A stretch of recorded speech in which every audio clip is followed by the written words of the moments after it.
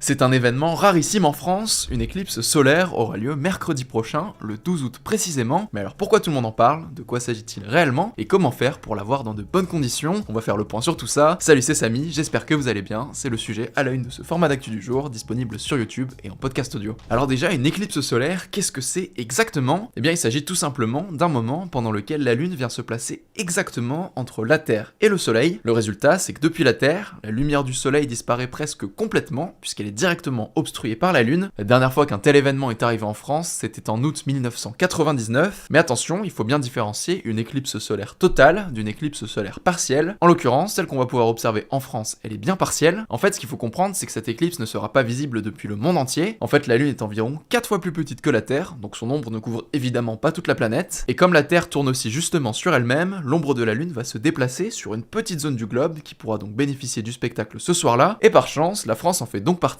parce que oui, des éclipses solaires et lunaires confondues, il peut y en avoir jusqu'à 7 par an, mais à chaque fois à des endroits complètement différents de la planète. Concernant précisément celle qui arrive, seule une infime partie du nord de la Russie, l'est du Groenland, l'ouest de l'Islande, dont fait partie la capitale Reykjavik, et le nord de l'Espagne pourront bénéficier d'une éclipse totale, et au-delà de cette bande, l'éclipse ne sera donc pas totale, mais seulement partielle, ce qui, comme je vous le disais, sera le cas pour la France. Pour le dire vulgairement, on verra donc l'alignement, mais un peu de côté. Mais alors justement, comment profiter au maximum de cette éclipse? Bien, pour les plus investis, le mieux depuis la France, c'est donc de se rendre directement en Espagne pour bénéficier d'une éclipse totale, mais autrement, vous inquiétez pas, vous pourrez aussi très bien en profiter en France. Plus vous vous situez au sud du territoire, plus vous pourrez observer une éclipse importante. Si vous êtes vers Bayonne, le soleil sera par exemple masqué à 99,5% par la Lune. Si vous êtes vers Lyon ou Clermont-Ferrand, on est aux alentours de 94-95%. À Paris, le soleil sera obstrué à 92%, et plus au nord, vers Lille, aux alentours de 90%. Enfin bref, vous l'aurez compris, que vous soyez en Hexagone, en Corse, en Angleterre, en Belgique, en Suisse ou même dans le nord-ouest de l'Afrique, vous pourrez en profiter. Pour la date, c'est donc le 12 août. Pour ce qui est de l'heure, l'événement dure assez longtemps, commence globalement passé 19h et finira peu de temps après 21h, mais le point culminant de l'éclipse aura lieu pour toute la France vers 20h20, 20h30. Si vous voulez savoir exactement à quelle heure aura lieu votre éclipse, vous pouvez vous rendre sur le site Eclipseop de l'Observatoire de Paris qui vous donne tous les détails en fonction de votre localisation. Mais faites attention, le site donne les heures au format UTC, donc si vous êtes en France hexagonale, pensez bien à rajouter 2 heures à l'horaire affiché, et par la même occasion, assurez-vous bien aussi d'avoir un horizon dégagé et une bonne météo. Maintenant, vous le savez sûrement, mais c'est important de faire un peu de prévention sur le sujet. Le jour J, vous devrez absolument regarder l'éclipse avec des lunettes spéciales adaptées pour ne pas vous abîmer la vue. Je vous passe les détails, mais de telles lésions aux yeux ne sont généralement pas du tout douloureuses sur le moment, mais elles peuvent quand même être irréversibles avec des troubles de la vision à long terme, etc.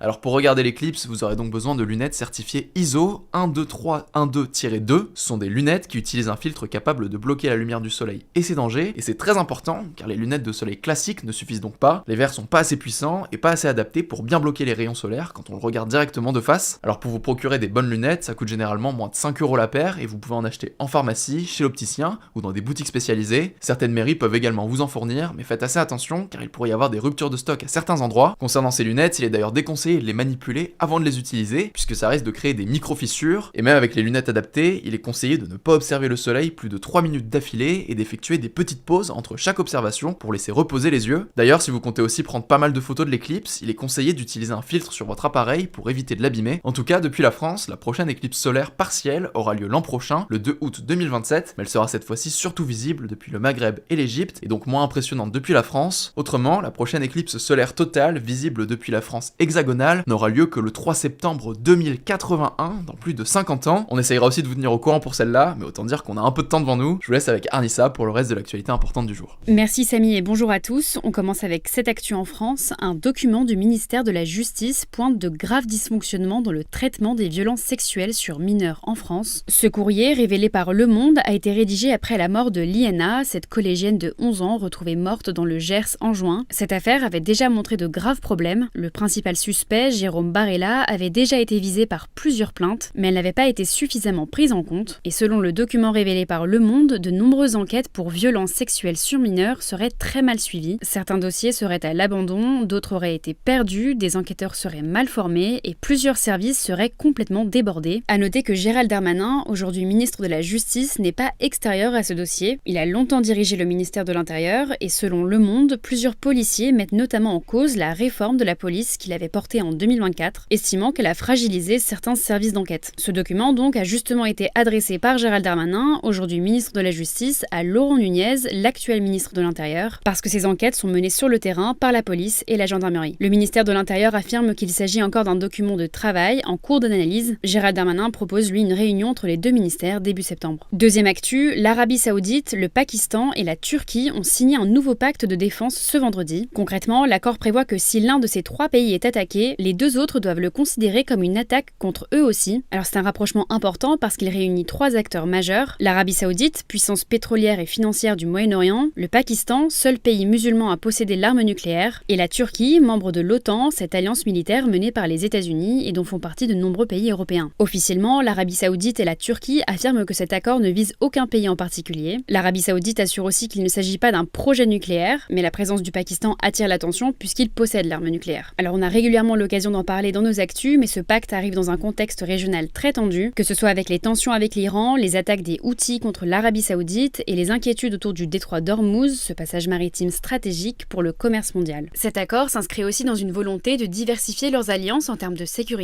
Ces trois pays gardent des liens importants avec les États-Unis, mais cherchent à ne pas dépendre uniquement de leur protection. Troisième actu, Guillaume Pley, le créateur du média Légende, a répondu publiquement après plusieurs enquêtes médiatiques le visant. Au mois de juin, Le Monde évoquait notamment des conditions de travail décrites comme très difficiles par d'anciens collaborateurs et des interviews politiques jugées peu contradictoires. Ces derniers jours, le sujet a aussi été largement repris sur YouTube, notamment par le vidéaste TPZ qui a publié une longue enquête sur Guillaume Pley et sa carrière. Après avoir été supprimée à la suite d'une réclamation pour droit d'auteur, elle a ensuite été republiée et cumulé plus de 1,3 million de vues. Et cette semaine, Les Inrecuptibles, un média culturel français, ont publié une nouvelle enquête. Elle rapporte aussi des échanges de messages avec plusieurs adolescentes fans de l'émission qui l'animaient à l'époque sur Énergie. Elles étaient donc mineures, parfois âgées de 15 à 17 ans, alors que Guillaume Pley avait plus de 30 ans. Les Inrocs citent aussi d'anciens salariés de Légende qui évoquent des blagues à caractère raciste et sexiste dans les locaux. De son côté, Guillaume Pley conteste une partie des faits. Dans un communiqué transmis à BFM et sur ses réseaux sociaux, il dénonce, je cite, une volonté manifeste de nuire. Concernant les échanges avec des mineurs, il affirme que ses comptes sur les réseaux sociaux avaient aussi été gérés par son équipe à l'époque et que tous les messages ne venaient donc pas directement de lui. Mais cette explication, elle a été contestée par un ancien auteur et co-animateur de Guillaume Pley sur Énergie. Dans une story Instagram, il affirme que les équipes n'avaient jamais accès à ses messages privés et qu'elles n'ont pas envoyé ces messages. Guillaume Pley dit néanmoins exprimer ses plus vifs regrets sur la manière dont lui et son équipe échangeaient avec leur public, parfois mineur. Quatrième actu, le géant Amazon va financer au Texas une immense centrale à gaz pour alimenter ses centres de données. Alors ces centres de données, ce sont les bâtiments remplis de serveurs qui font tourner une partie d'internet, du cloud, mais aussi de plus en plus d'outils d'intelligence artificielle qui sont très gourmands en électricité. Le projet, appelé GW Ranch, prévoit 35 turbines à gaz. Elles seraient autorisées à émettre plus de 30 millions de tonnes de gaz à effet de serre par an, ce qui en ferait potentiellement l'un des plus gros sites polluants des États-Unis selon les permis cités par l'AFP. Amazon, qui a confirmé le projet, affirme que cette centrale sera dédiée à ses propres opérations et qu'elle ne fera pas augmenter les prix de l'électricité pour les foyers texans. L'entreprise dit aussi étudier l'ajout d'énergie solaire sur le site, utiliser de l'eau non potable et maintenir son objectif de neutralité carbone d'ici 2040. Mais cette annonce relance une question de fond. Avec l'essor de l'intelligence artificielle, les géants de la tech ont besoin de toujours plus d'électricité. Et même si le gaz pollue moins que le charbon, il reste une source importante d'émissions responsable du réchauffement climatique. Cinquième actu, la vague de chaleur qui touche déjà la France depuis fin juillet va encore se renforcer à partir de dimanche et surtout en début de semaine prochaine. Selon Météo France, les températures devraient de nouveau atteindre 35 à 40 degrés dans plusieurs régions, notamment dans le nord, l'est et le sud-est du pays. Elle ne devrait pas forcément être la plus intense de l'été, mais elle pourrait devenir l'une des plus longues jamais observées en France, selon Météo France. Et plus une vague de chaleur dure, et plus les risques augmentent, que ce soit pour les personnes fragiles, mais aussi les risques d'incendie, alors que les sols sont déjà très à sec. D'ailleurs, le département de la Gironde, déjà touché par un méga-feu cet été, a été placé en alerte rouge pour le risque de feu de forêt. Et on termine avec une bonne nouvelle, la déforestation de l'Amazonie brésilienne a fortement reculé. En fait, selon les données satellites du Brésil, près de 2900 km² de forêt ont été détruits entre août 2025 et juillet 2026. Alors c'est encore énorme, mais c'est 37% de moins que sur les 12 mois précédents. C'est aussi le niveau le plus bas depuis le début des relevés en 2016. Cette baisse intervient sous le mandat de Lula, le président brésilien, qui promet d'éliminer la déforestation illégale d'ici 2030. Des organisations environnementales comme Greenpeace rappellent tout de même que l'Amazonie reste menacée, notamment par les incendies, l'exploitation illégale et les effets du changement climatique. Et voilà, c'est tout pour aujourd'hui. Merci encore de nous suivre chaque jour sur YouTube et en podcast, mais aussi sur tous nos réseaux sociaux, que ce soit sur Instagram, sur TikTok ou encore sur notre format newsletter. Comme d'habitude, n'hésitez pas à vous abonner, prenez soin de vous, prenez soin de vos proches et on se dit à lundi.